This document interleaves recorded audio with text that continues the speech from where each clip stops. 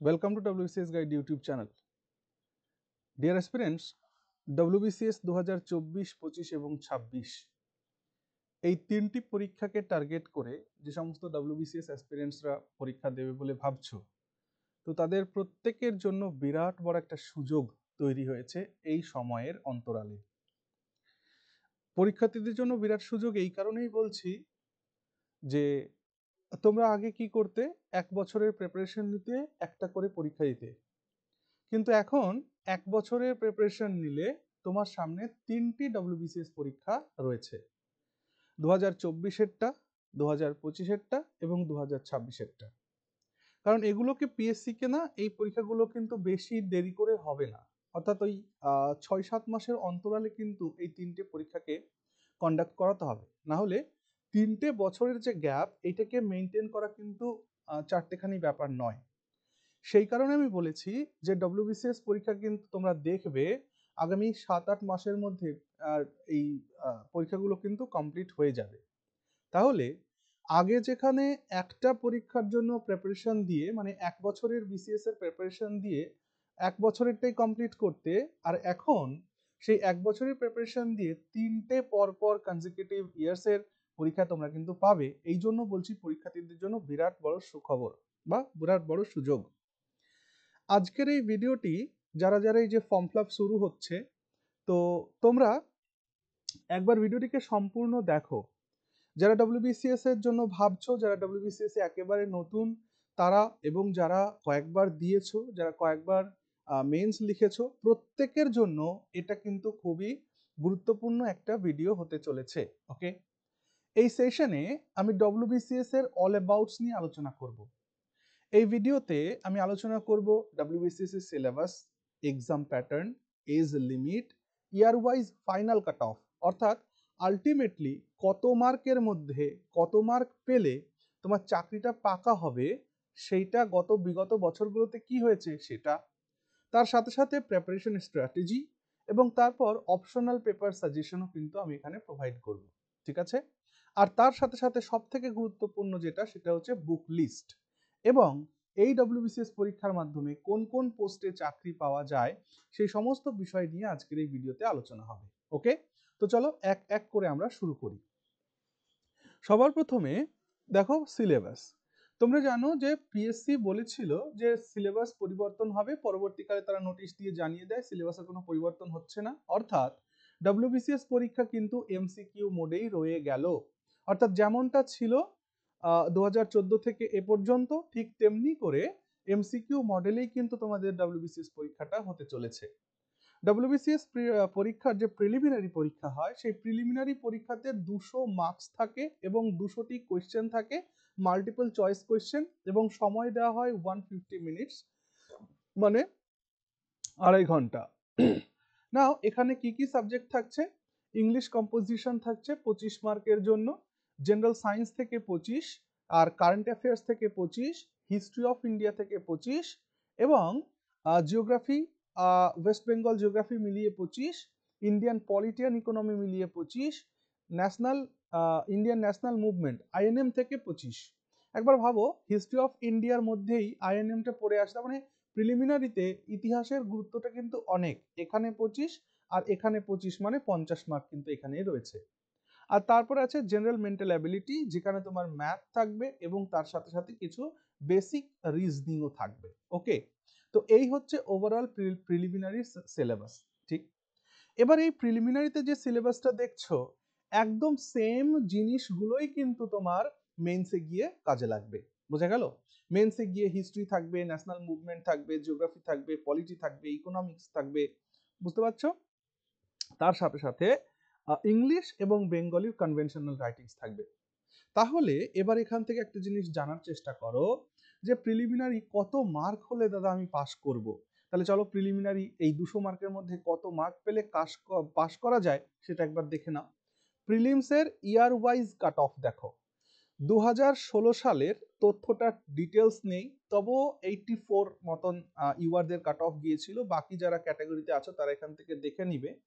2017-তে 89 ছিল, 2018-তে 97 ছিল, 2019-এ 105, 2020-তে 127, এবং 2020টা মনে রাখবে, 2020তে মেন্সেও কিন্তু হাইয়েস্ট কাট অফ গেছে এই বিগত বছরগুলোতে, 1117 একটা কাট অফ কিন্তু গিয়েছিল 2020তেই।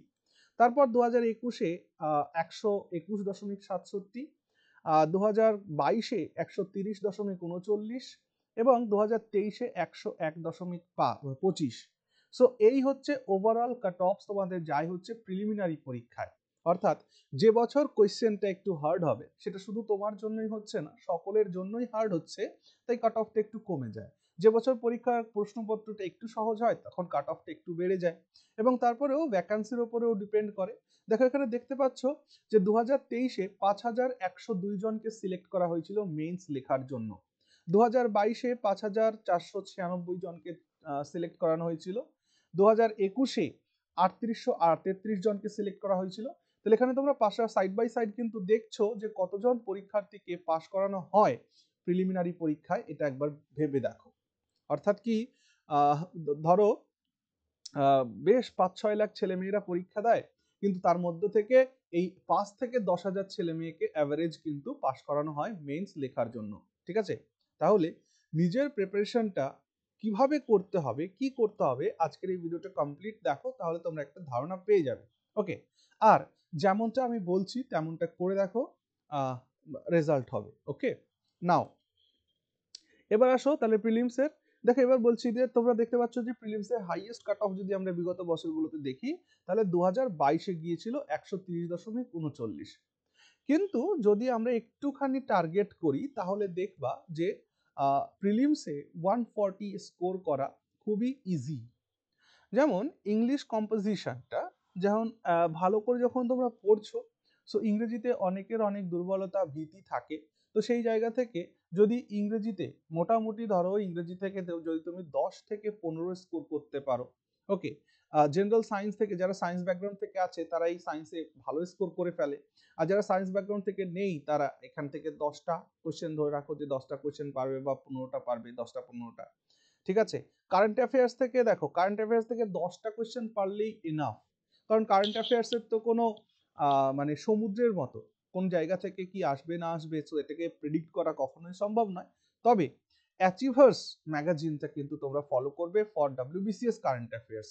ওকে, আর এখন তো সোশ্যাল মিডিয়াতে বিভিন্ন প্ল্যাটফর্ম রয়েছে যেখানে কারেন্ট অ্যাফেয়ার্সের বহু ম্যাটেরিয়াল, স্টাডি ম্যাটেরিয়াল অ্যাভেলেবেল আছে, গুগল সার্চ করলেই তুমি ডিফারেন্ট ডিফারেন্ট ওয়েবসাইটস পাবে, তাদের সুন্দর করে সাজানো কারেন্ট অ্যাফেয়ার্স পাবে, সে জায়গা থেকে কিন্তু কারেন্ট অ্যাফেয়ার্স তোমরা তৈরি করে নিতে পারো। এবার হিস্ট্রি অফ ইন্ডিয়া, এটা কিন্তু খুব গুরুত্বপূর্ণ। এখানে যে 25 মার্ক রয়েছে, তোমরা কিন্তু একটা জিনিস মাথায় রাখো, এই 25 মার্কের জায়গাটা কিন্তু তোমাদের কমপ্লিট করতে হবে। অর্থাৎ হিস্ট্রিতে যদি কেউ এই 25-এর মধ্যে 20 এর নিচে আসে তাহলে কিন্তু খারাপ হয়ে যাবে, তেমন চেষ্টা করতে হবে ইতিহাসে যাতে আমি 25-এ 20 পাই। তারপর দেখো জিওগ্রাফি, এটাতেও কিন্তু তোমার টার্গেট রাখতে হবে 20। অর্থাৎ যেটা মাদার জিএস, যেটাকে আমরা বলি মাদার সাবজেক্ট জিএস এর, সেটা কি, ইতিহাস, ভূগোল, পলিটি, ইকোনমিক্স, এটা হচ্ছে মাদার সাবজেক্ট। তাহলে এই মাদার সাবজেক্টগুলোতে ইতিহাসে 20 রাখার চেষ্টা করতে হবে, জিওগ্রাফিতে 20 রাখার চেষ্টা করতে হবে, ইন্ডিয়ান পলিটি আর ইকোনমি মিলে এখানে 20 রাখার চেষ্টা করতে হবে, আর আইএনএম থেকে 20+ স্কোর করার চেষ্টা করতে হবে। বোঝা গেল? তাহলে আর রিজনিং বা ম্যাথ এতটাই সহজ থাকে যেগুলো জেনারেলি একটু প্র্যাকটিস করলেই তোমাদের হয়ে যাবে। সো এখানেও 20 ধরো, তার মানে দেখো তুমি এখানে 1 2 3 4 5 5 20 100 এখানে হয়ে গেল, আর তারপর এখান থেকে মিলিয়ে 10 15 যা করো না কেন 140 অ্যারাউন্ড কিন্তু স্কোর করাটা ইজিলি পসিবল। এবার কথা হচ্ছে ইজিলি পসিবল তো আমরা বলছি, কিন্তু প্রসেসটা কি, কোন প্রসেসে এটাকে আমরা অ্যাকোয়ার করতে পারি বা এই মার্কগুলোকে করতে পারি বা স্কোরটাকে করতে পারি, সেই বিষয়ে আজকে আমাদের এই পুরো সেশনে আলোচনা হবে। ওকে, তো এবার আমরা আসো একবার দেখে নিই মেন্সের এক্সাম প্যাটার্ন কি আছে।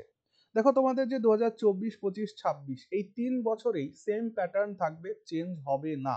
ওকে, সেখানে তোমরা দেখতে পাচ্ছ যে তোমাদের প্রথম পেপারটা থাকছে হচ্ছে নেটিভ ল্যাঙ্গুয়েজ, মানে বাংলা, হিন্দি, উর্দু, নেপালি, সাঁওতালি, এই সমস্ত ভাষার উপরে কনভেনশনাল টাইপ পরীক্ষা হবে, যেখানে তোমাকে লেটার রাইটিং বা রিপোর্ট রাইটিং বা প্রেসি রাইটিং, ট্রান্সলেশন, এই সমস্ত জিনিসগুলো কিন্তু তোমাদের করতে দেওয়া হবে এবং সেইখানে 200 মার্কস থাকবে কিন্তু, এবং এটা সকলের জন্য, A group, B group, C group, D group সকলের জন্য থাকবে।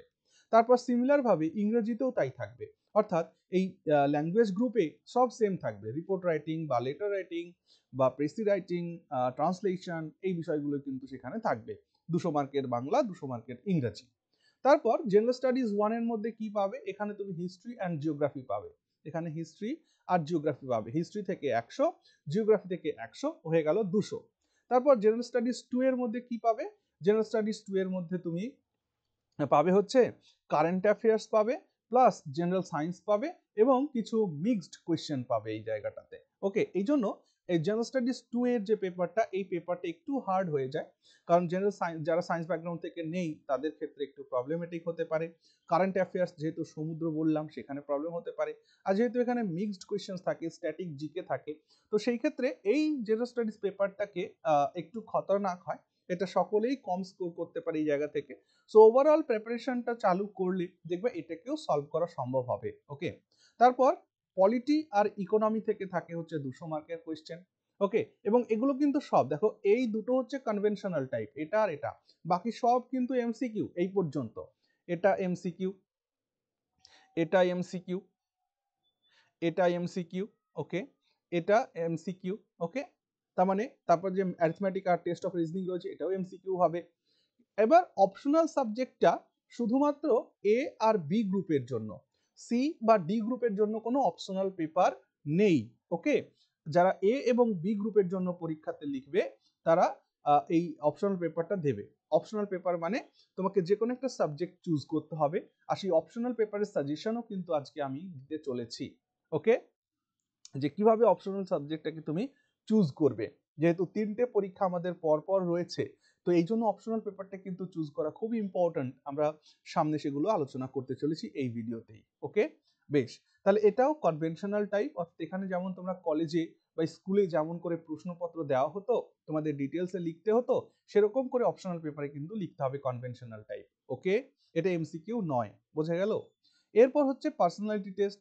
পার্সোনালিটি টেস্টের জন্য এ গ্রুপ আর বি গ্রুপের জন্য থাকবে 200 মার্ক করে, সি গ্রুপের জন্য থাকবে 150 মার্ক, এবং ডি গ্রুপের জন্য থাকবে হচ্ছে 100 মার্ক। তাহলে এ গ্রুপের জন্য টোটাল 1800 মার্কের উপরে মেরিট তৈরি হবে, বি গ্রুপের জন্য 1800 মার্কের ওপর মেরিট তৈরি হবে, সি গ্রুপের জন্য 1350 মার্কের উপরে মেরিট তৈরি হবে, আর ডি গ্রুপের জন্য 1300 মার্কের উপরে মেরিট তৈরি হবে। ওকে, নাও এই জায়গা থেকে একটা জিনিস খেয়াল করবে, কি খেয়াল করবে, আমি মেন্সের কাট অফ দেখাতে চলেছি তোমাদের। হ্যাঁ, ফাইনালি একবার দেখো, এ গ্রুপের জন্য যারা পরীক্ষা দিয়েছে 2021 সালে, যারা 1051.81 এই স্কোর করতে পেরেছে, তারা কিন্তু এ গ্রুপে সিলেক্ট হয়েছে, এবং সেখানে 92 জন সিলেক্ট হয়েছিল টোটাল। ওবিসি এর ক্ষেত্রে এই কাট অফ, বি এর ক্ষেত্রে এই কাট অফ, এসসি এসটি দের কাট অফ পাশাপাশি রয়েছে, তোমরা দেখে নেবে যা যা রেসপেক্টিভ ক্যাটাগরি আছে। 2020 বললাম সব থেকে বেশি কাট অফ গেছে বিগত বছরগুলোতে, সেটা হচ্ছে 1117 কাট অফ গিয়েছিল ইউআরদের জন্য, সেখানে টোটাল সকল ক্যাটাগরি মিলিয়ে 77 জনকে সিলেক্ট করানো হয়েছিল। ওকে, 2019-এ 1037.83, 2018-তে, তাহলে এই যে যে কাট অফ গুলো তোমরা দেখছো, এই কাট অফ গুলো থেকে তোমাদের একটা কথা বলি, কি আমাদের এ গ্রুপের জন্য কত মার্কের মধ্যে মেরিট তৈরি হয়, তোমরা বলছো 1800। আচ্ছা, যদি 1800 মার্কের উপরে কাট অফ তৈরি হয়, তাহলে সেখানে আমি এই স্কোরটাকেই ধরি 1117। ওকে, এই এবার এটাকে যদি তুমি পার্সেন্টেজে কনভার্ট করো, তাহলে দেখবা কত, 6, দেখো ওই অ্যারাউন্ড 62-63% অ্যারাউন্ড, দেখো একটা স্কোর কিন্তু এখানে আসছে। তার মানে আমরা যখন, দেখো পরীক্ষার হলে দেখবা এমন কিছু কোয়েশ্চেন্স থাকে, যে কোয়েশ্চেন্সগুলো আমাদেরকে অনেক ভাবায়, হ্যাঁ, যে এটা ভাই আবার কোত্থেকে দিল, এটা তো কখনো পড়িনি। তো পরীক্ষার মধ্যে আমার টোটাল পরীক্ষাটা যদি 100% হয়, তাহলে আমার সিলেকশন কোথাতে আসছে, কততে আসছে সিলেকশন, 62, আমি ধরে নিলাম 65% আমার সিলেকশন আসছে। এবার একবার ভাবো যে 100% আমার করার দরকার আছে কি, 100% করার আমার দরকার নেই, আমার দরকার হচ্ছে মাত্র 65% করার। সেই কারণে যখন প্রিপারেশন চলে না, তো প্রিপারেশনে একটা স্ট্র্যাটেজি থাকে, সেই স্ট্র্যাটেজি হলো যে একেবারে হার্ড টপিক যেগুলো আছে বা হার্ড জিনিস যেগুলো আছে সেগুলোকে অ্যাভয়েড করো। যে জিনিসগুলো তুমি পারো বারবার করে সেগুলোকে পড়ো, অর্থাৎ রিভিশন রিভিশন রিভিশন রিভিশন। যে জিনিসগুলো তুমি পারো সেগুলোকেই বারবার বারবার করে পড়ে যাওয়া। কেন? কারণ আমার তো 100% লাগছে না ভাই চাকরিটা পাওয়ার জন্য। আমার 65-এর অ্যারাউন্ড হলেই হয়ে গেল, 60 to 65-এর কাছাকাছি পেলেই যেহেতু আমার সিলেকশন হচ্ছে। বুঝতে পারছো? এখানে দেখো আবার 910 817 কোনো কোনো বছর কাট অফ এসছে, মানে 50%-এরও নিচে নেমে গেছে। আমি জাস্ট অ্যাভারেজই ধরলাম, বা মানে সব থেকে বাড়িয়েও যদি ধরি 65-এর ওপরে কিন্তু যায় না। এই কারণে সব আমাকে জানতে হবে, সব আমাকে পড়তে হবে। এইটা করলে কিন্তু দিনের পর দিন সময় চলে যাবে, সিলেকশন আলটিমেটলি আসবে না। এটা কিন্তু আমাদের মাথায় রাখতে হবে। আমি কি বলছি অবশ্যই তোমরা বুঝতে পারছো। আর এটার জন্য আমি কিন্তু তোমাদের জিএস এবং ইংলিশ মিলিয়ে তোমাদের কম্বাইন্ড, হ্যাঁ, কম্বাইন্ড একটা ব্যাচ আমাদের চলছে। সো এই কম্বাইন্ড ব্যাচটাতে এনরোল করতে গেলে মান্থলি ফিজ হচ্ছে 500 রুপিস করে, কোনো অ্যাডমিশন ফিজ নেই। হ্যাঁ, মান্থলি ফিজ 500 রুপিস পে করতে হবে এবং তোমাদেরকে পড়তে হবে, যেখানে আমি সমস্ত জিএস সাবজেক্টগুলোকে ধরে ধরে পড়াচ্ছি। ওকে, যদি তোমাদের ফিল হয় যে পড়বে তাহলে পড়তে পারো। এবার আসো বি গ্রুপকে দেখো। বি গ্রুপে জেনারেলি খুব কম সংখ্যক সিলেকশন দেওয়া হয় বা কম মানে কম ভ্যাকান্সি থাকে। সেই ক্ষেত্রে দেখো যে 2020 সালে এখানেও 1113 কাট অফ গিয়েছিল কিন্তু গ্রুপ বি এর জন্য।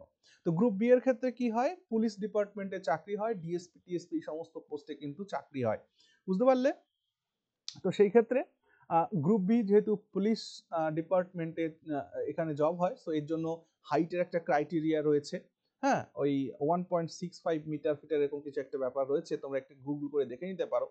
তো যাই হোক, ওভারঅল এই হচ্ছে মোটামুটি কাট অফ, যেখানে 2021-এ 24 জন সিলেক্টেড হয়েছে, 2020-তে 24 জন, 2019-এ 20 জন, 2018-তে 13 জন, 20 জন, এগুলোর ডেটা অ্যাভেলেবল নেই।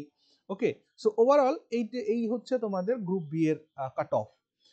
কতর মধ্যে? 1800 মার্কের মধ্যে। ওকে, এবার আসো গ্রুপ সি।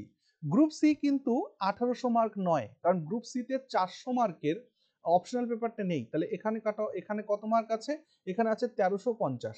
গ্রুপ সি তে 1350-এর মধ্যে 21-এ 839.20, তারপর 856, 781, বাকি রেসপেক্টিভ ক্যাটাগরি যেগুলো আছে দেখতে পাচ্ছ, যেখানে গ্রুপ 21 সালে 125 জন সিলেক্ট হয়েছিল, 20-তে 217 জন, 19-এ 161 জন, 18-তে 94 জন, 17-তে 270 জন। সো গ্রুপ সিতেই মোটামুটি ভ্যাকান্সিতে কিন্তু প্রত্যেক বছর তুলনামূলক এ বি সি ডির মধ্যে গ্রুপ সিতেই কিন্তু সব থেকে বেশি ভ্যাকান্সি থাকে। ওকে, আচ্ছা, এবার আসো গ্রুপ ডি দেখো। গ্রুপ ডি তে একেবারে কম ভ্যাকান্সি থাকে। বুঝতেই পারছো যে 2021 সালে একটি মাত্র এসসিদের ভ্যাকান্সি ছিল, 2020 সালে 2টি ভ্যাকান্সি ছিল এসসিদের জন্য। হ্যাঁ, ইউআরদের জন্য, ইউআর এসসি মিলিয়ে দুটো হয়তো হবে। তাহলে 19-এ 35টা, 18-তে 63টা, 17-তে 51টা। সো এই হচ্ছে তোমাদের কাট অফ। এটা কতর মধ্যে? এটা হচ্ছে 1300 মার্কের মধ্যে। গ্রুপ ডি হচ্ছে 1300 মার্কের মধ্যে। ওকে, তো যেহেতু তোমাদের মনে হতে পারে দাদা আপনি একটু আগে দেখালেন এ গ্রুপ আর বি গ্রুপের মধ্যে কাট অফটা তুলনামূলক ওই 60% এর অ্যারাউন্ড থাকছে, এখানে তো অনেক বেড়ে গেল। এখানে বেড়ে গেল এই কারণে, গ্রুপ সি ডি এটার ক্ষেত্রে কিন্তু এজ লিমিটটা যেহেতু একটু বেশি হয়ে যায়, সেই কারণে যারা অভিজ্ঞ, যারা দীর্ঘদিন ধরে পড়াশোনা করছে তারাও কিন্তু এখানে পার্টিসিপেট করার সুযোগ পায়। যার কারণে তাদের যেহেতু অনেক অভিজ্ঞতা আছে, তাই তারা কিন্তু এই জায়গাটাতে স্কোর বেশি করে ফেলতে পারে। ওকে, আচ্ছা, এখান থেকে একটা জিনিস আমি তোমাদেরকে বলি কি, দেখো group A, group B, group C আর গ্রুপ ডি। গ্রুপ এ এতে অ্যাভারেজ যদি আমি ভ্যাকান্সির কথা বলি, 80-র কাছাকাছি অ্যাভারেজ বলছি, কোনো বছর 200 থাকতে পারে, কোনো বছর 50ও থাকতে পারে। তো আমি অ্যাভারেজ বলছি, এই সবকটা বছরের মিলিয়ে ধরো গ্রুপ এ তে 80টি মতন ভ্যাকান্সি থাকে, গ্রুপ বি তে 20টি মতো ভ্যাকান্সি থাকে, গ্রুপ সি তে 150 থেকে 200-র মতো ভ্যাকান্সি থাকে, অ্যান্ড গ্রুপ ডি তে একেবারে কম 30 থেকে 40টি ভ্যাকান্সি থাকে, অ্যাভারেজ বলছি, এরকম ভ্যাকান্সি থাকে। তো মোট মিলিয়ে 200 থেকে 250 ভ্যাকান্সি কিন্তু প্রত্যেক বছর রিপোর্ট হয়। হ্যাঁ, যেহেতু এরা মানে বুঝতেই পারছো পশ্চিমবঙ্গের সব থেকে বড় পরীক্ষা, সিভিল সার্ভেন্ট হতে চলেছো তুমি, গেজেটেড অফিসার হবে তুমি, বুঝতে পারছো? তো সেই কারণে এর ভ্যাকান্সি বেশি থাকবে না, এটাই থাকবে। এবং এই যে কোনো একটা জব সিকিউর করতে পারলেই দেখবা যে সমাজে নিজের একটা জায়গা কিন্তু নিজে তৈরি করে নিতে পারবে। ওকে, আর এগুলো সমস্ত কিছুর পেছনেই কিন্তু রয়েছে নিজের সেলফ স্টাডি ছাড়া এটা কিন্তু কখনোই সম্ভব নয়। কোনো কোচিং ইনস্টিটিউট তোমাকে কখনোই কিন্তু এটাকে আহ, আহ, উতরে দিতে পারবে না। ওকে, এই আলোচনার পরে আমি একটুখানি এজ লিমিট দেখিয়ে আসি যে এজ লিমিটটা কি হবে। দেখো, এজ লিমিটটাকে একবার দেখো, তারপর আমি প্রিপারেশন স্ট্র্যাটেজি নিয়ে কথা বলবো। এজ লিমিটের ক্ষেত্রে এ গ্রুপ আর সি গ্রুপের জন্য যারা আছো তারা 21 থেকে 36 বছর বয়স তাদের হতে হবে। 21 থেকে 36 বছর, যেমন এবছরে 2 জানুয়ারি 1988 থেকে 8 এর মধ্যে যাদের জন্ম হয়েছে, ঠিক আছে, এবং 1 জানুয়ারি 2003-এর মধ্যে যাদের জন্ম হয়েছে তারা এ আর সি এর জন্য অ্যাপ্লিকেবল হবে। বি গ্রুপের জন্য 20 বছর, অর্থাৎ 1 বছর কমিয়ে 20 থেকে 36 বছর হচ্ছে এজ লিমিট। ওকে, আর ডি এর জন্য 21 থেকে 39। তার মানে বুঝতে পারছো যে 3 বছর বেশি হয়ে গেল। তো এখানে অভিজ্ঞ যারা অ্যাসপিরেন্ট তাদের সংখ্যাটা থাকে, যার কারণে এখানে কাট অফটা একটু হাই হয়ে যায় ডি এর ক্ষেত্রে, সি এর ক্ষেত্রে। ওকে, আচ্ছা, এবার দেখো এখানে যে এজ রিল্যাক্সেশন আছে। যারা এসসি এসটি ওবিসি কমিউনিটি থেকে বিলং করছে, মানে নন ক্রিমি লেয়ার যারা ওবিসি এর মধ্যে, তারা 5 বছরের রিল্যাক্সেশন পাবে। যারা মানে আদার স্টেটের যারা এসসি এসটি আছো, হ্যাঁ, তারাও 5 বছরের ছাড় পাবে। যারা ওবিসি নন ক্রিমি লেয়ার আছো তারা 3 বছরের ছাড় পাবে। এবং যারা পিডব্লিউডি ক্যান্ডিডেট মানে ফিজিক্যালি ডিসেবল যারা, তারা তাদের 45 বছর বয়স পর্যন্ত কিন্তু এই পরীক্ষাটাতে বসতে পারবে। ওকে, এই হচ্ছে এজ লিমিট। ক্লিয়ার হলো? এটা দেখে এবার নিজেরা বোঝো। নাও এবার আমি আসি প্রিপারেশন স্ট্র্যাটেজিতে। আমাদের প্রথমে আলোচনা ছিল যে প্রিপারেশন স্ট্র্যাটেজিটা বলবো। দেখো, প্রিপারেশন স্ট্র্যাটেজি হচ্ছে ডব্লিউবিসিএস এর জন্য। ডব্লিউবিসিএস কিন্তু ডেসক্রিপটিভ মোডের পরীক্ষা নয়। ডব্লিউবিসিএস হচ্ছে এমসিকিউ বেসড একটা এক্সামিনেশন। তো যার কারণে আমাকে ঠিক নিজেকে সেভাবে প্রস্তুত করতে হবে। মনে করো যে আমি দিনের পর দিন থিওরি পড়ে যাচ্ছি, বইয়ের পর বই পড়ে যাচ্ছি, থিওরি কমপ্লিট করছি, অথচ আমি এমসিকিউ প্র্যাকটিস করছি না, তাহলে কিন্তু ডব্লিউবিসিএস হবে না। ডব্লিউবিসিএস এর মূল যে বিষয় সেটা হচ্ছে কিন্তু এমসিকিউ প্র্যাকটিস করতে হবে। Subject wise, topic wise MCQ কিন্তু পড়তে হবে। তার জন্য বুক লিস্ট যেহেতু আমি রেখেছি, সেখানে আলোচনা করব বুক লিস্ট এবং অপশনাল পেপারের সাজেশনটা কিন্তু আজকে আমি দিতে চলেছি, সেটার জন্য অপেক্ষা করতে হবে, ভিডিও শেষ পর্যন্ত দেখতে হবে। ওকে, আর এই সমস্ত বিষয়টাই কিন্তু আমাদের একটা কম্বাইন্ড কোর্স চলছে, যেখানে আমি তোমাদের সমস্ত জিএস এবং কম্বাইন্ড পড়াচ্ছি। সেখানে এনরোল করতে গেলে, হ্যাঁ, এই ভিডিও ডেসক্রিপশনে দেওয়া আছে যোগাযোগের নম্বর 7001009146। এই নম্বরে আমার সঙ্গে থ্রু হোয়াটসঅ্যাপ যোগাযোগ করবে, কল করবে না।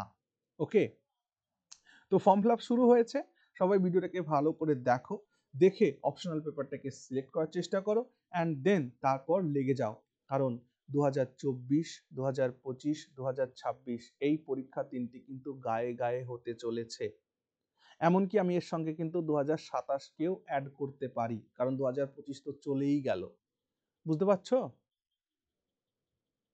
জেনারেলি বছরের শুরুর দিকেই কিন্তু বিসিএস পরীক্ষাটা হয়।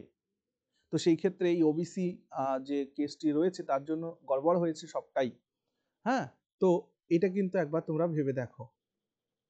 আসো প্রিপারেশন স্ট্র্যাটেজি, তাহলে আমি কি বললাম? প্রিপারেশন স্ট্র্যাটেজিতে আমি বললাম যে থিওরি আমাদের যাই পড়ো না কেন, এমসিকিউটা কিন্তু 100% নিজে তৈরি করতে হবে। আর সব থেকে বড় কথা হচ্ছে এখানে যে বুক লিস্টের কথা আমি বলবো, এটা খুব ইম্পর্ট্যান্ট। এই বইগুলো অবশ্যই তোমার কাছে থাকা উচিত এবং এই বইগুলোকেই বারবার করে পড়া। আলাদা করে আমি দরকার পড়লে রুটিন করে দেব, সেই রুটিনটাকে মেনটেন করে বারবার করে কিন্তু এই বইগুলোকে পড়তে হবে। ওকে, ভয় পাওয়ার কোনো জায়গা নেই, একবার নিজের প্রস্তুতিটা নিয়ে দেখো। আমি সবাইকে বলি ডব্লিউবিসিএস এর প্রিপারেশন একবার যদি কেউ নেয়, হ্যাঁ, ডব্লিউবিসিএস এর প্রিপারেশন একবার যদি কেউ নেয়, তাহলে অবশ্যই তার যে নলেজ, হ্যাঁ, জ্ঞানের পরিধি, আমরা যেহেতু মানুষ, সমাজবদ্ধ জীব, সমাজে আমরা থাকি, তো সেই ক্ষেত্রে কিন্তু আমাদের যে জেনারেল অ্যাওয়ারনেস সেটা কিন্তু বিরাটভাবে ইনক্রিজ হবে একটা ডব্লিউবিসিএস এর প্রিপারেশন করলে।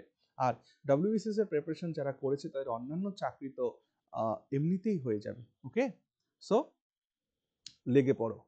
24, 25, 26 এই 3টি বছরের WBCS কে মাথায় রেখে আজকে থেকেই লেগে পড়ো। হ্যাঁ, আর আমি আজকে যেদিন ভিডিওটা করছি, আপলোড করব, সেটা তোমার ধরো 21 তারিখ হবে, 20-21 তারিখ। এই সময় আমি প্রত্যেকের জন্য একটা কথা বলি যে দয়া করে তোমরা এখন আজকের দিন অন্তত সপ্তাহখানেক অপেক্ষা করো, আর এক সপ্তাহ অপেক্ষা করো, ওয়েবসাইটটা স্মুথ হোক, তারপর তোমরা তোমাদের ফর্মটাকে অ্যাপ্লাই করো। কারণ শুরুর দিকটাতে এবং শেষের দিকটাতে ওয়েবসাইটে কিছু না কিছু প্রবলেমস থাকে, মাঝের দিকটাতে স্মুথলি ওয়েবসাইট রান করে। তাই একটু অপেক্ষা করো, অন্তত 7 দিন অতিবাহিত হোক, তারপর গিয়ে তোমরা তোমাদের ফর্মটাকে অ্যাপ্লাই করো। ওকে, বেশ। এবার আসো আমাদের নেক্সট আলোচনাতে কি আছে। নেক্সট আলোচনাতে আছে, একটু দেখে নাও কোন কোন জায়গায় চাকরি হয়। যদি গ্রুপ এ অফিসার হতে পারো WBCS এ, এক্সিকিউটিভ অফিসার তো হয়ে গেলে তো বিরাট ব্যাপার। তাছাড়াও সেখান থেকে assistant commissioner of revenue in the integrated West Bengal revenue সার্ভিসে হতে পারো অফিসে, কোঅপারেটিভ সার্ভিসে অফিসার নিয়োগ হতে পারো, লেবার সার্ভিসে হতে পারো। গ্রুপ বি তে শুধুমাত্র বললাম পুলিশ সার্ভিসেই যাবে, ডিএসপি পোস্ট তুমি হোল্ড করবে। তারপর গিয়ে গ্রুপ সি দেখো, গ্রুপ সি যেখানে ভ্যাকান্সি প্রত্যেক বছরই বেশি থাকে, সেখানে তুমি জয়েন্ট বিডিও হতে পারো। তুমি যে কোনো যে ডিস্ট্রিক্ট কারেকশন হোমগুলো থাকে, মানে যেটাকে আমরা জেল বলি, সেখানে সুপারিনটেন্ডেন্ট, ডেপুটি সুপারিনটেন্ডেন্ট হিসাবে তুমি অ্যাপয়েন্ট হতে পারো। তারপর অ্যাসিস্ট্যান্ট ডাইরেক্টর হতে পারো, হ্যাঁ, commissioner consumer affairs and fair business প্র্যাকটিসে। ওয়েস্ট বেঙ্গল যেটা আর কি জুনিয়র সোশ্যাল ওয়েলফেয়ার সার্ভিস আছে, সেখানে অ্যাপয়েন্ট হতে পারো as an officer. West Bengal subordinate land revenue সার্ভিসে জয়েন করতে পারো। হ্যাঁ, তারপরে তোমরা যারা আর কি যে জমি জমা রেজিস্ট্রি করে সেই ডিপার্টমেন্টগুলোতে তোমরা চাকরি পেতে পারো। Okay, as an registrar officer, assistant commercial tax officer হতে পারো, জয়েন্ট রেজিস্ট্রার হতে পারো। ওকে, বুঝতে পারছো, রেজিস্ট্রার পোস্টে কিন্তু খুবই গুরুত্বপূর্ণ একটা পোস্ট, এগুলো হতে পারো। কনজিউমার অ্যাফেয়ার্স ডিপার্টমেন্টের অফিসার হতে পারো, অ্যাসিস্ট্যান্ট ক্যানাল রেভিনিউ অফিসার হতে পারো। গ্রুপ ডি তে এসে পঞ্চায়েত ডেভেলপমেন্ট অফিসার পিডিও হতে পারো। ওকে, ইন্সপেক্টর অফ কোঅপারেটিভ সোসাইটিসে হতে পারো, রিহ্যাবিলিটেশন অফিসার হতে পারো। সো এই পোস্টগুলোতে কিন্তু তোমরা নিজেদের নিয়োগ নিতে পারো। হ্যাঁ, চলো আর কি বলার আছে এখানে আমার, আর চলো বুক লিস্ট নিয়ে বলি।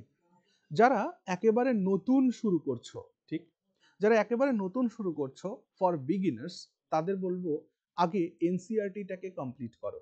হ্যাঁ, 6 to 12 এনসিইআরটিটাকে কমপ্লিট করো। এনসিইআরটির এখন কিন্তু বাংলাতেও বই কিনতে অ্যাভেলেবেল আছে। এনসিইআরটি শুধু যে ইংরেজি তা নয়, তোমরা ত্রিপুরা ত্রিপুরা গভর্নমেন্টের বা ত্রিপুরার যে শিক্ষা দপ্তর আছে, ত্রিপুরার শিক্ষা দপ্তর তারা কি করেছে, গোটা এনসিইআরটিটাকে বাংলাতে কনভার্ট করে তাদের রাজ্যের সিলেবাস করে দিয়েছে। বুঝতে পারলে? সো এই ত্রিপুরার যে বইগুলো রয়েছে 100% এনসিইআরটিকে বাংলাতে কনভার্ট করা রয়েছে। এটা তোমরা লোকাল বইয়ের দোকানগুলোতেও অর্ডার দিয়ে কিনতে পারো, অথবা ইন্টারনেটে প্রত্যেকটা বই কিন্তু অ্যাভেলেবেল আছে। সেই জায়গা থেকে তোমরা ক্লাস 6 to 12 কমপ্লিট করে ফেলবে, অল জিএস সাবজেক্টগুলো কমপ্লিট করবে, history, geography, polity, economics. Okay, history, geography, polity, economics and general science, এই 5টা হচ্ছে জিএস সাবজেক্ট মেইন। 5টা মেইন জিএস সাবজেক্ট একবার বলি, হিস্ট্রি, জিওগ্রাফি, পলিটি, ইকোনমিক্স আর জেনারেল সায়েন্স। এই কয়টা এনসিইআরটির 6 to 12 থেকে কমপ্লিট করবে। যারা ইংলিশ মিডিয়ামে, তারা ইংলিশ বইতে অ্যাভেলেবল থাকেই, ইন্টারনেটে অ্যাভেলেবল রয়েছে, কিনেও নিতে পারো। আর যারা বাংলাতে পড়তে চাও, তারা ত্রিপুরা বোর্ডের বইটাকে সার্চ করে দেখবে, ওখানে বাংলাতেও পেয়ে যাবে। ওকে, বেশ। এবার এনসিইআরটির পাশাপাশি অবশ্যই ক্র্যাক ডাব্লিউবিসিএস এই বইটি তোমাদের হাতে থাকা চাই হ্যান্ডবুক হিসাবে। এবার তোমাদের এখানে অনেকের একটা ধারণা আছে যে ডাব্লিউবিসিএস অফিসার হতে গেলে আমাকে ওই রমেশ সিং পড়তে হবে, লক্ষ্মীকান্ত পড়তে হবে, হ্যাঁ, বা এদিকে ইতিহাসের জন্য তোমার কৃষ্ণা রেড্ডির বই পড়তে হবে। হ্যাঁ, তো এই যে ধারণাটা, এই ধারণাটা ইউপিএসসির জন্য ঠিক আছে, বাট আমি বলছি, জেনুইনলি বলছি, ডব্লিউবিসিএস এর জন্য দরকার নেই। এই ক্র্যাক ডব্লিউবিসিএস এই বইটিকে যদি তোমরা একবার দেখো, তাহলে দেখবে এখানে একদম কনসাইজড ওয়েতে প্রত্যেকটা সাবজেক্টকে সুন্দর করে সাজিয়ে দেওয়া আছে, এক্সাম ওরিয়েন্টেড ভাবে সাজিয়ে দেওয়া আছে। এবং তারপর যখন তুমি মেইনসে যাবে, কম্পালসারি সাবজেক্ট যেগুলো রয়েছে ইংরেজি, Bangla, science, technology, environmental science, arithmetic, এই পুরো বিষয়টা কিন্তু তোমরা এই বইটার মধ্যে পেয়ে যাবে। সো এই দুটো বই নিজেদের কাছে রাখবে। তার সাথে সাবজেক্ট ওয়াইজ কিছু বই আমাদের কিন্তু দরকার। সেই সাবজেক্ট ওয়াইজ বইগুলো এবার কোত্থেকে পাবো দাদা? এই দেখো, এক কথায় ভারতের ইতিহাস, শ্যামল কুমার মিত্র, এই বইটি অবশ্যই অবশ্যই তোমার থাকা উচিত। তোমরা যদি এই বইটিকে একবার দেখো তাহলে তোমরা দেখবা যে ডব্লিউবিসিএস এর বাইরে কোশ্চেন হয় না। এই বইটার মধ্যে যা কিছু কোয়েশ্চেন আছে হিস্ট্রি এর বাইরে যাবে না, এই বইয়ের থেকেই কোয়েশ্চেন হবে। ওকে, তারপর দেখো ছায়া প্রকাশনীর যে বইগুলো রয়েছে বাংলাতে অ্যাভেলেবল আছে, পশ্চিমবঙ্গ ও ভারতের ভূগোল, এর বাইরে কোয়েশ্চেন কখনোই যাবে না ভূগোলের থেকে। বুঝতে পারছো? এই তাহলে আমার বক্তব্যটা কি? আমার বক্তব্যটা হচ্ছে আমাকে মানে বিরাট বড় বড় বই পড়তে হবে, হাজার কিছু পড়তে হবে, দরকার নেই। আমার পরীক্ষাতে যেখান থেকে কোয়েশ্চেন আসে যায় সেই বইগুলোকে আমি বারবার করে পড়বো। তাহলে এই বুক সাজেশনটা কিন্তু প্রত্যেকের জন্য বলছি, আমার কাছে যারা বর্তমানে পড়ছো তাদের জন্যও এই বইগুলো সাজেস্ট করছি, যারা নতুন করে ভিডিও দেখছো তাদের জন্যও কিন্তু এই বইগুলোকে সাজেস্ট করছি। ওকে, এবার আসো, যারা ভারতের সংবিধান আর রাজনীতি মানে ইন্ডিয়ান পলিটির ছায়া প্রকাশনীর এই বইটাকে পড়তে পারো, অর্থনীতির জন্য এই বইটাকে পড়তে পারো। হ্যাঁ, সবই বাংলাতে বই রয়েছে, কোয়েশ্চেন্স দেওয়া আছে এখানে। হ্যাঁ, যেমন করে করে থিওরি আলোচনা করে দেওয়া আছে, তেমনি কোয়েশ্চেনও কিন্তু দিয়ে দেওয়া আছে, একদম এক্সাম ওরিয়েন্টেড কোয়েশ্চেন্স দেওয়া আছে। ওকে, আচ্ছা, এরপর আসো জেনারেল সায়েন্সের জন্য ছায়া প্রকাশনীর এই বইটাকে পড়তে পারো। ওকে, জেনারেল সায়েন্স চ্যালেঞ্জার বলে এই বইটা পড়তে পারো। এবার যারা ইংলিশ বই পড়তে চাইছো, আর ইংলিশ বই পড়তে হবেও, কেন? কারণ মেইনসে কোশ্চেন হয় ইংরেজিতে, উত্তর কোশ্চেন ইংরেজিতে হয় এমসিকিউতে, তো এমসিকিউতে ইংরেজিতেই কোশ্চেন হবে, আর এমসিকিউতে তার উত্তর কি মানে দরকার পড়ে না, যেহেতু আমাদের ওটা গোল পূরণ করতে হবে। সো মেইনসে যেহেতু ইংরেজিতে প্রশ্ন হয়, সেই কারণে ইংরেজির ধারণা তো আমাদের থাকতে হবে। সেই কারণে আরিহান পাবলিকেশনের যে ম্যাকবুক রয়েছে না, polity, geography, science and technology, economics and history, এই 5টা মাদার সাবজেক্ট জিএস এর আরিহান পাবলিকেশনের ম্যাকবুক রয়েছে। এইটাকে কিন্তু অবশ্যই অবশ্যই তোমরা কিন্তু কালেক্ট করবে। এই বাংলাগুলোর পাশাপাশি ইংরাজির এইগুলোও কিন্তু তোমরা পড়বে। ওকে, তাহলে মেইনসের প্রিপারেশনের জন্য প্রস্তুত হয়ে যাবে, সাথে সাথে প্রিলিমস তো হলোই। বোঝা গেছে? তাহলে ইংরেজির জন্য বুক সেট বলে দিলাম, বাংলার জন্য বুক সেট বলে দিলাম। এরপরেও যদি তোমাদের মনে হয় আরো কিছু দরকার আছে, আরো কিছু দরকার পড়বে না, আমরা যেভাবে আমাদের ব্যাচে যেভাবে পড়ানো হচ্ছে, যা নোটস দেওয়া হচ্ছে, যা কিছু থিওরি পড়ানো হচ্ছে, হ্যাঁ, সেগুলো কিন্তু এনাফ হয়ে যাবে। ওকে, ব্যাস এইগুলোকে নিয়ে তোমরা শুরু করে দাও তোমাদের যাত্রা, আশা করছি খুব ভালো রেজাল্ট পাবে। এর সাথে সাথে এমসিকিউ প্র্যাকটিসের কথা বললাম আমি, প্রত্যেকটা সাবজেক্টে এমসিকিউস, ওই বইগুলোতে তো এমসিকিউ তোমরা পাবেই, তার সাথে সাথে এই বইগুলোও তোমাদের সাথে থাকতে হবে। হ্যাঁ, যেখানে এই যে 21,000 প্লাস যে এমসিকিউস, যেটা ডিফারেন্ট ডিফারেন্ট স্টেটের, হ্যাঁ, যে এই পিসিএস পরীক্ষাগুলোতে পরীক্ষার প্রশ্ন জিজ্ঞেস করা হয়, 35 বছরের কোয়েশ্চেনকে মিলিয়ে এই বইটি তৈরি করা হয়েছে। এটা মার্কসম্যান পাবলিকেশন থেকে আগে পাবলিশড হতো, এখন আড্ডা 24/7 পাবলিকেশনস থেকে এটা পাবলিশ হয়। এই বইটা থেকে তোমরা কিন্তু এমসিকিউস প্র্যাকটিস করবে এই বইটি থেকে। এবং তার সাথে সাথে ডব্লিউবিসিএস এর 25 বছরের কোয়েশ্চেন পেপার নিয়ে এই শামীম স্যার এই বইটা রয়েছে, যেটা তোমার 25 বছর ডব্লিউবিসিএস এর প্রিলিমস এর সলভ পেপারস এটা করবে। কেন জানো? বিসিএস এ 60%, অ্যারাউন্ড 60% কোয়েশ্চেন্স কিন্তু প্রিভিয়াস ইয়ার্স থেকে কমন চলে আসে। বুঝতে পারছো? তো 25 বছরের কোয়েশ্চেন পেপার যদি তুমি একবার দেখো তাহলে দেখবা এখান থেকেই কিন্তু কোয়েশ্চেন তোমাদের বারবার রিপিট করবে। ওকে, যদিও এই বইটি আমার সেরকম ভালো লাগে না, তবুও যেহেতু প্রিভিয়াস ইয়ার্স কোয়েশ্চেন, তাই ভালো লাগা না লাগাতে কিছু আসে যায় না, এই বইটাকে তোমরা নিতে পারো। অথবা প্রিভিয়াস ইয়ার্স বই যে কোনো বইয়ের দোকানে তুমি গেলে ডব্লিউবিসিএস প্রিভিয়াস ইয়ার্স বললেই কিন্তু প্রিলিমসের জন্যও পেয়ে যাবে, মেইনসের জন্যও কিন্তু পেয়ে যাবে। ওকে, কিন্তু এই বইটা ভালো লাগার আরো এক মানে ভালো লাগে না বললাম, কিন্তু ভালো লাগারও কিছু কারণ আছে। যেমন এখানে কোয়েশ্চেনের কিছু কিছু এক্সট্রা ডিটেলসও কিন্তু আলোচনা করে দেওয়া আছে। বুঝতে পারছো? যার যার কারণে যখন তুমি কোয়েশ্চেন পড়বে তার পাশাপাশি কিছু প্র্যাকটিসও কিন্তু ওখান থেকে অন্যান্য রিলেটেড কিছু ইনফরমেশনসও কিন্তু পেয়ে যাবে। ওকে, এই গেল আমার বুক সাজেশন। এবার লাস্ট গুরুত্বপূর্ণ ব্যাপারে আসি, that is how to choose optional subject. সবার মধ্যে এটা থাকে, দাদা অপশনাল সাবজেক্ট কি করে করব? দেখো, ফর্ম ফিল আপ করার আগে অবশ্যই অবশ্যই অপশনাল সাবজেক্টটাকে চুজ করার চেষ্টা করো, একদম ওয়াইজলি চুজ করার চেষ্টা করো। এর জন্য আমার কতগুলো কথা আছে। কি? এক নাম্বার হচ্ছে relate the subject to your BA or MA, অর্থাৎ তুমি বিএ করেছো বা এমএ করেছো বা বিএসসি করেছো বা এমএসসি করেছো বা বিটেক করেছো বা এমটেক করেছো, তোমাদের যে গ্র্যাজুয়েশনে বা মাস্টার্সের যে সাবজেক্টগুলো আছে সেটার সাথে তোমার অপশনাল সাবজেক্টটাকে দেখো, সেটাকে রিলেট করতে পারছো কিনা। এবার এখানে একটা কথা আছে, যদি শুধুমাত্র পরীক্ষায় পাশ করার জন্যই বিএটাকে কমপ্লিট করেছি বা এমএটাকে কমপ্লিট করেছি এরকম করে যদি পড়ে থাকো, তাহলে কিন্তু ওই বিএ এম এর সাবজেক্ট অপশনাল হিসাবে নিয়ে কোনো লাভ নেই। কি বললাম, বোঝা গেল? আবার বলছি, বিএ আর এমএতে ধরো তোমার কিছু একটা সাবজেক্ট ছিল আর সেটাই তুমি অপশনাল নিতে চাইছো, এটা তখনই পসিবল যখন তুমি 3টে বছর গ্র্যাজুয়েশনের বা মাস্টার্সের 2টো বছর যখন তুমি একদম সাবজেক্টটাকে খুব ভালোভাবে পড়েছো, এরকম সিচুয়েশন হলে তবেই তুমি যাবে তোমার নিজের সাবজেক্টের সাথে, আদারওয়াইজ নয়।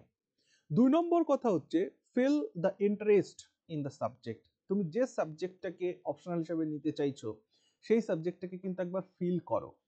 এবার কথা হচ্ছে মানে ইন্টারেস্ট আছে কিনা দাদা কি করে বুঝবো? এটা বোঝার জন্য 3 নম্বর কাজটা করতে হবে, কি search in Google the PY Qs of that subject. তুমি যে সাবজেক্টটাকে নেবে বলে ঠিক করছো সেই সাবজেক্টের পিওয়াই কিউজটাকে আগে সার্চ করো ইন্টারনেটে। ইন্টারনেটে সার্চ করলে তুমি অবশ্যই পেয়ে যাবে। ধরো কারো মনে হচ্ছে যে আমি পলিটিটাকে নিতে চাই আমার অপশনাল পেপারে, ঠিক আছে? আচ্ছা, সায়েন্স গ্রাউন্ড থেকে যারা আছো তারা একটু অপেক্ষা করো, তাদের জন্য বলবো। মনে করো যে কেউ ভাবছো আমি পলিটিটাকে নিতে চাই অপশনাল পেপার হিসাবে। এখন অপশনাল পেপারে 200 200 400 মার্ক থাকে, তার মানে বুঝতে পারছো 400 মার্ক একটা সিলেকশনের জন্য কতটা গুরুত্বপূর্ণ হতে পারে, অনেক গুরুত্বপূর্ণ। সেই কারণে এই পলিটি সাবজেক্টটা নেওয়ার আগে অবশ্যই তুমি একবার ইন্টারনেট থেকে সার্চ করে দেখো যে পলিটিতে প্রিভিয়াস ইয়ার্সে কি ধরনের কোয়েশ্চেন এসেছিল। সব থেকে ভালো হয়, আমি তোমাদের বারবার বলি, সেটা হচ্ছে ওরিয়েন্টাল পাবলিকেশন। ওরিয়েন্টাল পাবলিকেশনের ওরিয়েন্টাল পাবলিকেশনের বই কিন্তু অ্যাভেলেবেল আছে। ওকে, ওরিয়েন্টাল পাবলিকেশনের প্রায় প্রত্যেকটা অপশনাল পেপারের বুক অ্যাভেলেবেল আছে। তোমরা চাইলে একবার ওরিয়েন্টাল পাবলিকেশনের বইগুলো দেখতে পারো, যেখানে প্রিভিয়াস ইয়ার্স কোয়েশ্চেন যা কিছু জিজ্ঞেস করা যে তার প্রশ্ন এবং উত্তর সাথে সাথে দেওয়া আছে। সেগুলোকে যদি একবার তোমরা নিজেরা দেখে নাও যে সেটাকে তুমি করতে পারছো কিনা। কি দেখবে এবার ওই পিওআই কিউজতে? এটা 4 number, feel can you answer or outline the answer of those questions.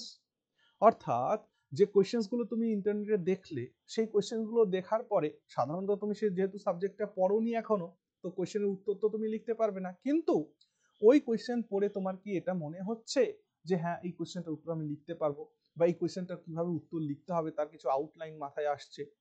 ওকে, তারপর 5 নম্বর কথাটা সবসময় মাথায় রাখবে, avoid GS studies overlapping subject.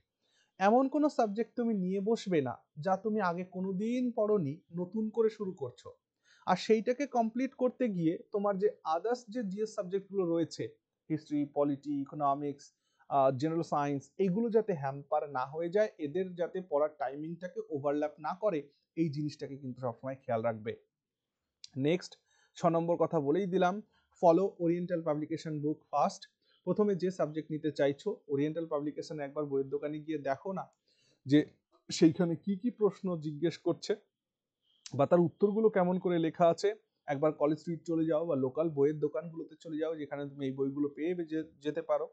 And try to understand answer rating technique, এবং সেইখানে এই ওরিয়েন্টাল বুক পাবলিকেশনের বুক থেকে দেখো যে সেখানে একটা কোয়েশ্চেনের কিভাবে উত্তর করা আছে, সেই উত্তরটা তুমি করতে পারবে কিনা। Okay, 7 number point, finally choose the subject you can handle and have confidence.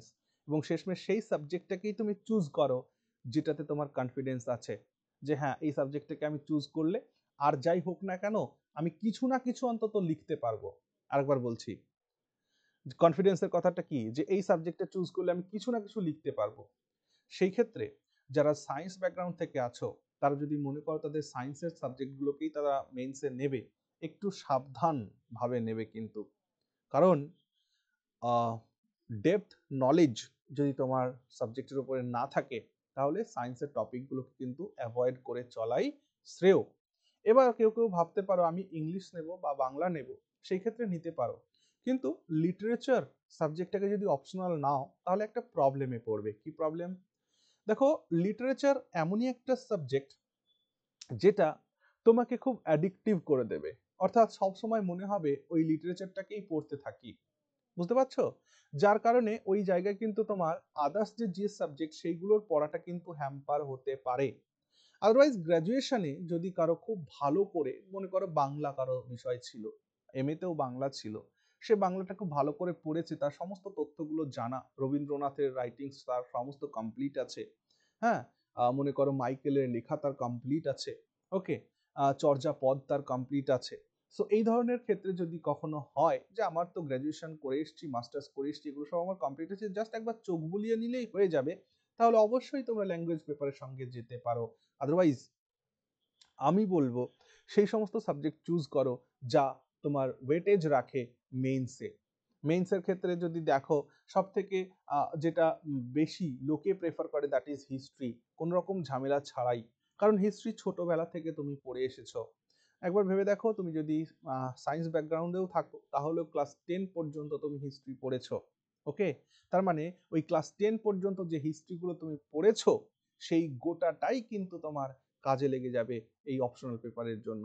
বুঝতে পারছো? ঠিক তেমনি করে ভূগোলেও একই ব্যাপার, কিন্তু ভূগোলের ক্ষেত্রে একটু প্রবলেম হয়, ভূগোলে যেহেতু একটু ডেটা বেসড একটা সাবজেক্ট, হ্যাঁ, সেই কারণে ভূগোলের ক্ষেত্রে কিন্তু একটু সাবধানতার সাথে পা বাড়াতে হবে। যাদের ভূগোল সাবজেক্ট ছিল তারাও যদি ভূগোলটাকে চুজ করার চেষ্টা করো অপশন হিসাবে, একটু সাবধানে, ওকে, কারণ সমস্ত ডেটাগুলো ঠিকঠাক না হলে কিন্তু তোমাদের মার্কস কিন্তু সেভাবে উঠবে না, ওকে। আশা করছি আমি তোমাদের বোঝাতে পেরেছি যে অপশনাল সাবজেক্ট আমরা কি করতে পারি না পারি। বাকি সোশিওলজি, অ্যানথ্রোপোলজি, এই সমস্ত সাবজেক্টগুলো দেখো, যারা সায়েন্স গ্রাউন্ড থেকে আছো তারা অ্যানথ্রোপোলজি সাবজেক্টের সাথে বেশি রিলেট করতে পারবে, যাদের বায়োলজি ছিল তারা ওটার সঙ্গে ভালো রিলেট করতে পারবে, যাদের সমাজবিদ্যা এই সম্পর্কটা পড়া আছে সোশিওলজির সাথে তারা রিলেট করতে পারবে, যারা কোনো এনজিও এই সমস্ত সংস্থার সঙ্গে কাজ করেছো বা এই সম্পর্কে ধারণা আছে তারা সোশিওলজি নিলে একটা পার্ট তাদের কমপ্লিট হবে, ওকে। ইন্ডিয়ান সোসাইটি সম্পর্কে যারা অনেক বেশি ধারণা আছে, হ্যাঁ, ভারতের বর্ণ ব্যবস্থা, ভারতের কালচার, ভারতের সংস্কৃতি, এটা সম্পর্কে যার ভালো নলেজ আছে বা ভালো ইন্টারেস্ট আছে সে সোশিওলজি নিতে পারো, ওকে। বাকি একটা জিনিস সবসময় চেষ্টা করবে এমন সাবজেক্ট নাও যার সব থেকে বড় কথা যে টিচার্স অ্যাভেলেবিলিটি আছে কিনা। এমন সাবজেক্ট নিলে অথচ শিক্ষকই তার পাওয়া যাচ্ছে না, এমনটা করলেই বিপদ হয়ে যাবে কিন্তু, ওকে। স্টাডি ম্যাটেরিয়াল অ্যাভেলেবেল কিনা, টিচার অ্যাভেলেবেল কিনা, এবং সেটার প্রতি তোমার ইন্টারেস্ট আছে কিনা, এই সমস্ত কিছু ভাবনা চিন্তা করে তোমরা কিন্তু একটা সাবজেক্ট চুজ করো, ওকে। তাহলে সেফ সাইডে থাকার জন্য মাদার সাবজেক্টগুলোর মধ্যে যে কোনো একটা নিতে পারো, তার মধ্যে সব থেকে বেস্ট সাজেশন যেটা সেটা হচ্ছে হিস্ট্রি। হিস্ট্রিতে অনেকেই অনেক ধরনের কথা বলে, হিস্ট্রিতে মার্ক ওঠে না বা অনেক কিছু লিখতে হয় ইত্যাদি ইত্যাদি, কিন্তু ব্যাপারটা তার সেরকম নয়। হিস্ট্রি সাবজেক্টটাকেও যদি তুমি সেই কোয়েশ্চেন আনসারগুলোকে সুন্দর করে লেখা প্র্যাকটিস করো তাহলে অবশ্যই অবশ্যই কিন্তু হিস্ট্রিতেও ভালো রেজাল্ট করা সম্ভব, ওকে। তো যাই হোক, অনেক কথাই আজকে বলে ফেললাম, আর হয়তো আমার বলার কিছুই নেই। তো এরপর তোমাদের যদি কোনো ধরনের কোনো সাজেশন রিকমেন্ডস থাকে অবশ্যই আমাকে জানাবে। আর আমাদের চ্যানেলে রেগুলার বেসিসে ক্লাস আসবে। আমি একটু ব্যক্তিগতভাবে একটু ব্যস্ত হয়ে পড়েছি, যার কারণে হচ্ছে না, কারণ আমাদের ক্লার্কশিপের এসআই এর যে রাইটিংস এর ব্যাচ সেটা চলছে, সাথে সাথে ডব্লিউবিসিএস এর কম্বাইন্ড জিএস ব্যাচও চলছে। এই কারণে চ্যানেলেও ধীরে ধীরে কিন্তু ক্লাস আসতে শুরু করবে। সো সবাই খুব খুব ভালো থেকো এবং আগামী দিনে তোমরা সফল হও এই কামনায় আজকের কথা শেষ করছি, ওকে।